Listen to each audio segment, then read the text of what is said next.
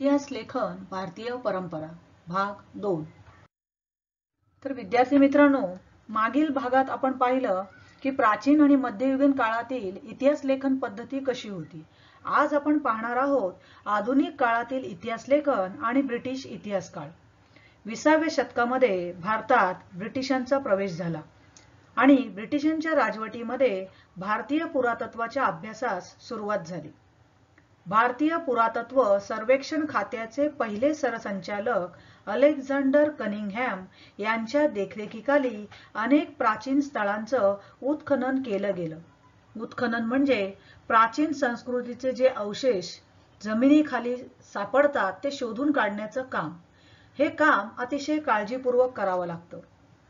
Alexander Cunningham यांनी सारनाथ, सांची येथे देखील उत्खनन केलेले आढळून येते. पुढे सर जॉन मार्शल यांच्या कारकिर्दीत हडप्पा संस्कृतीचा शोध लागला.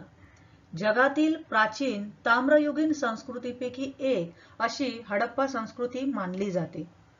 सन 1920 साली लाहोर मुलतान रेल्वे मार्गाचं काम चालू असताना तेथे काही कामगारांना विटा सापडल्या आणि त्यावर लिहिलेली लिपी ही वेगळी आढळली आणि त्यामुळे सर जॉन मार्शल यांच्या मार्गदर्शनाखाली हडप्पा संस्कृतीचे काम सुरू झाले आणि त्यासाठी राखालदास बॅनर्जी यांची देखील नियुक्ती झाली.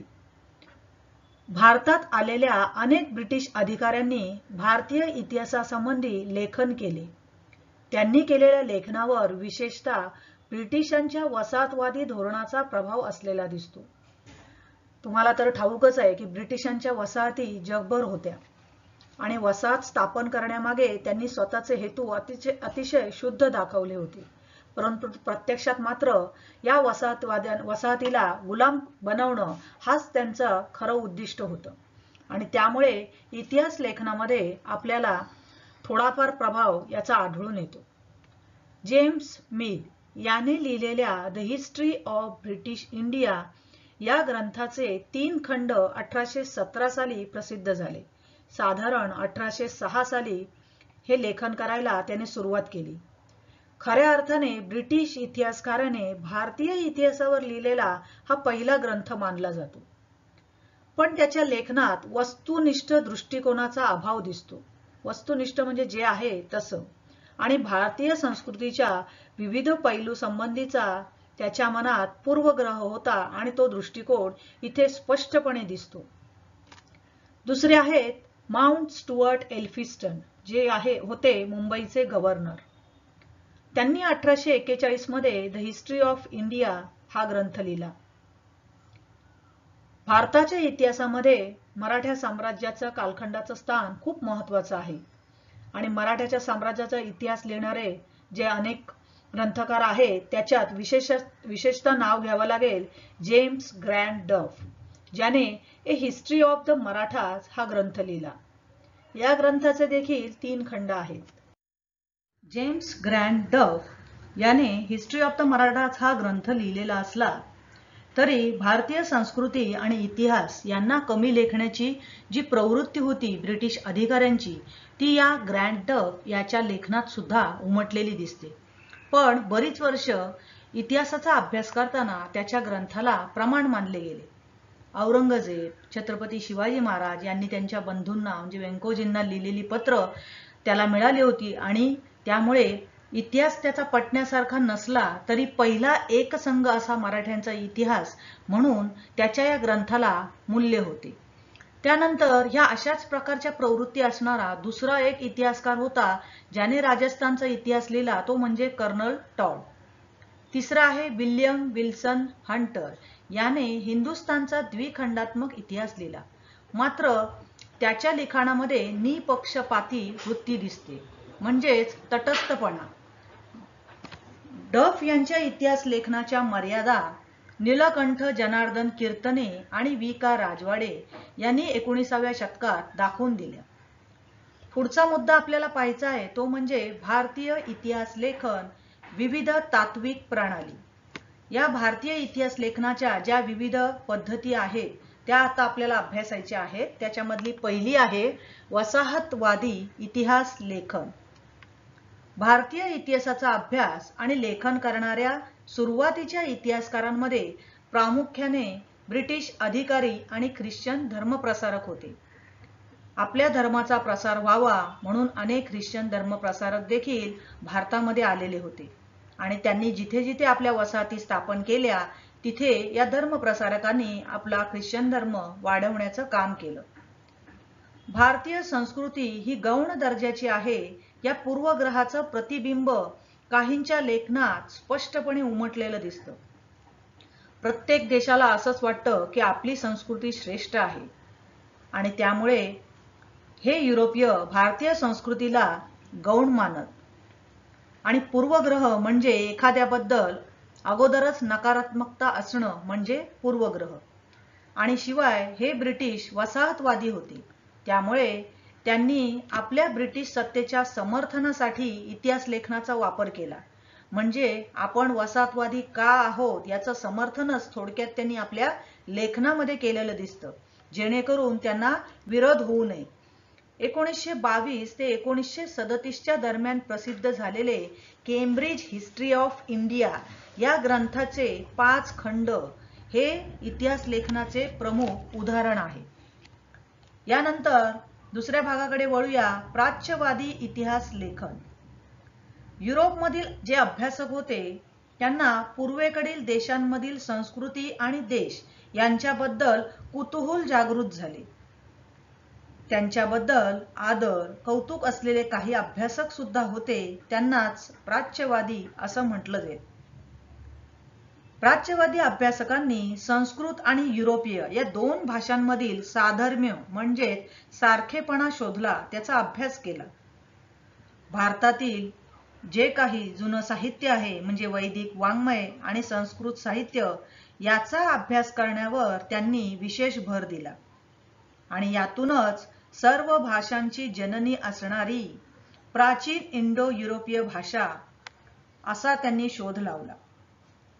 इसवी सन 1784 मध्ये सर विल्यम जोन्स यांनी कोलकाता येथे एशियाटिक सोसायटीची स्थापना केली, ज्याद्वारे त्यांनी प्राचीन भारतीय वाङ्मय आणि इतिहास यांच्या अभ्यासाला चालना दिली. म्हणजे थोडक्यातच आपल्याकडे जे जे काही चांगलं आहे त्याचा अभ्यास या युरोपीय अभ्यासकांनी करायला सुरुवात केली आणि त्यातूनच नक्कीच काहीतरी चांगलं निष्पन्न होणार होतं.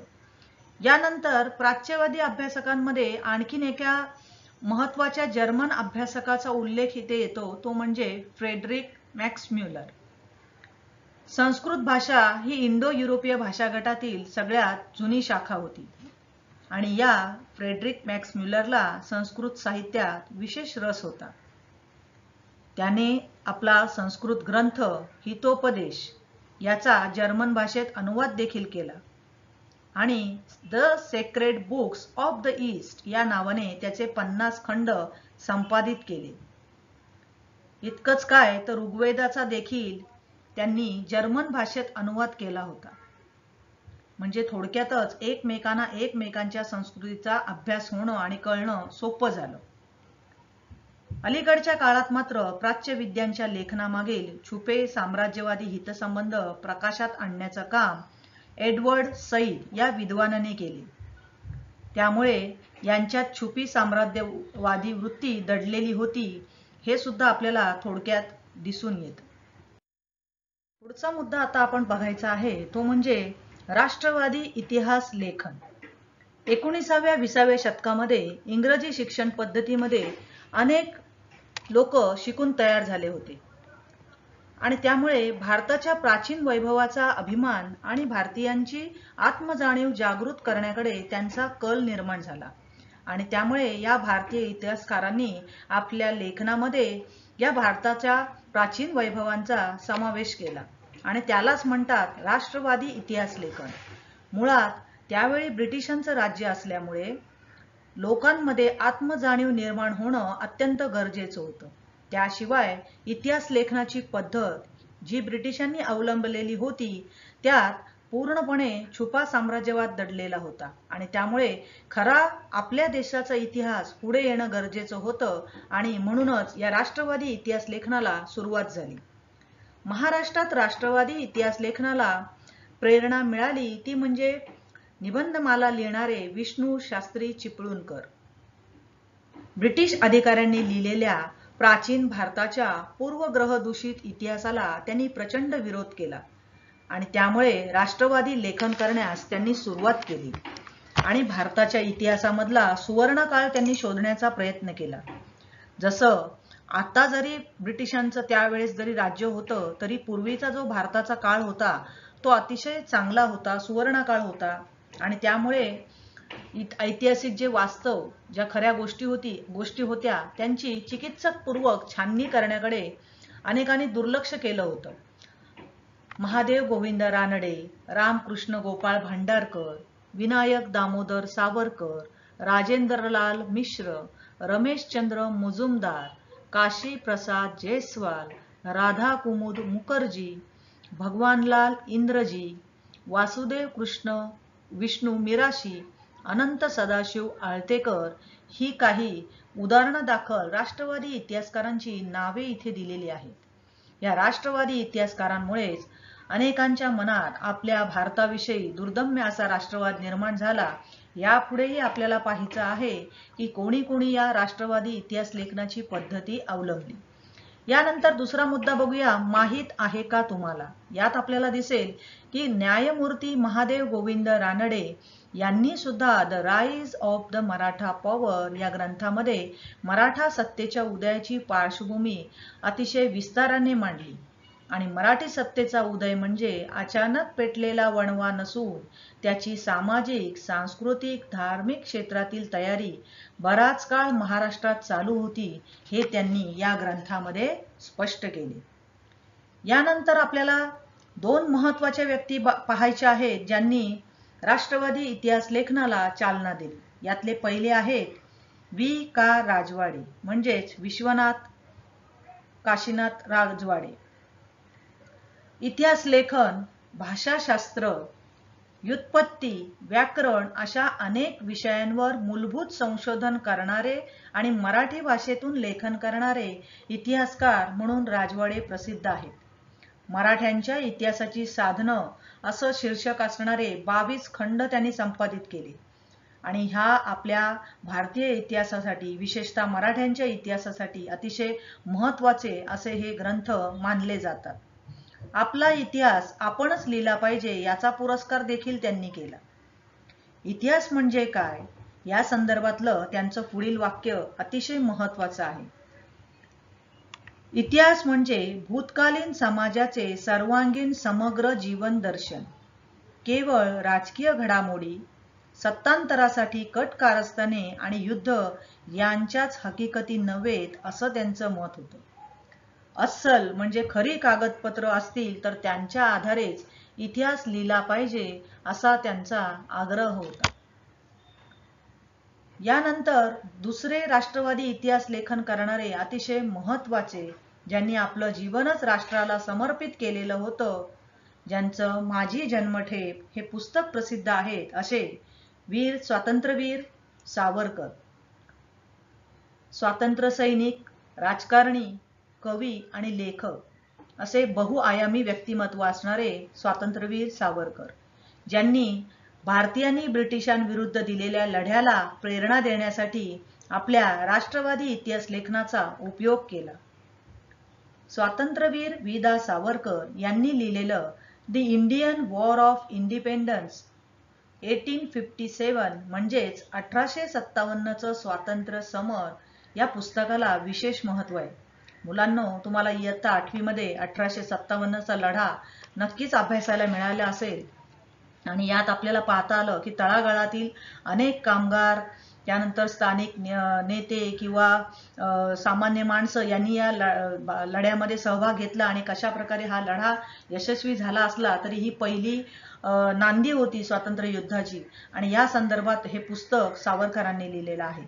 राष्ट्रवादी इतिहास लेखनाच्या या प्रभावामुळे हळूहळू प्रादेशिक इतिहास लिहायला सुद्धा चालना मिळाली आणि त्यामुळे दक्षिण भारताच्या भौगोलिक वैशिष्ट्यांकडे आणि इतिहासाकडे इतिहासकारांचं स्वतंत्रपणे लक्ष वेधायला सुरुवात झाली.